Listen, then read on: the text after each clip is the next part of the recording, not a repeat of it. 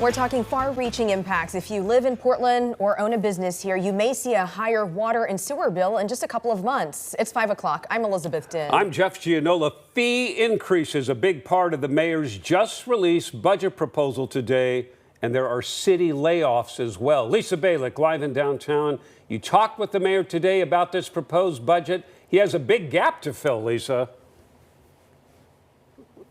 Yeah, $93 million gap. So he says, hey, let's focus on user fees for a lot of things, raising those fees. For example, at the parking meter right now, it's $2.40 an hour. That would go up to $3 an hour. And again, it's just part of his plan.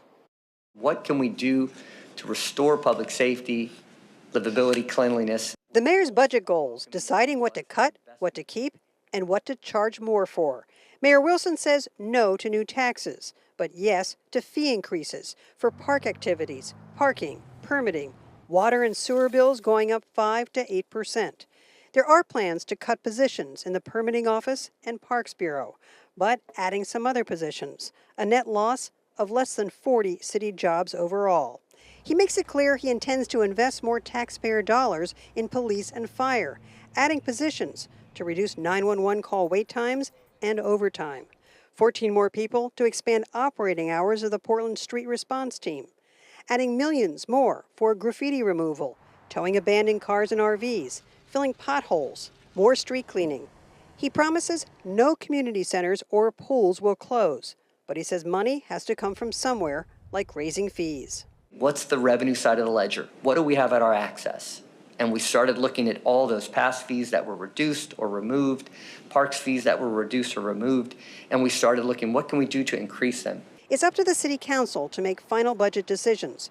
I asked, what's one item that's non-negotiable? He says he wants to get rid of the Sunderland RV Safe Rest site in Northeast Portland. Anytime you have somebody living in an RV that's covered in mold, or there are certain illnesses that come from it, that's unsheltered homelessness. And I was very clear, I will not support anything that deals with unsanctioned camping. The mayor knows there will be pushback, but he believes tough decisions have to be made. We must make Portland the city that we once were, where people sought us out and we had population growth and job growth, of which both are anemic.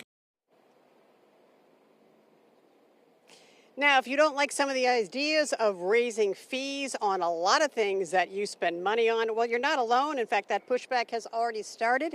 In fact, Councilor Novick has said, look, I don't like the idea of cutting parks maintenance because you're just going to have to spend more money down the road. He says he doesn't like the idea of using one-time money to pay for the overnight homeless shelters that the mayor's been promising. So there's going to be a lot of work sessions and a lot of arguing about this in the coming weeks. We'll be following all of it. Live in downtown Portland, Lisa Balick, KOIN 6 News.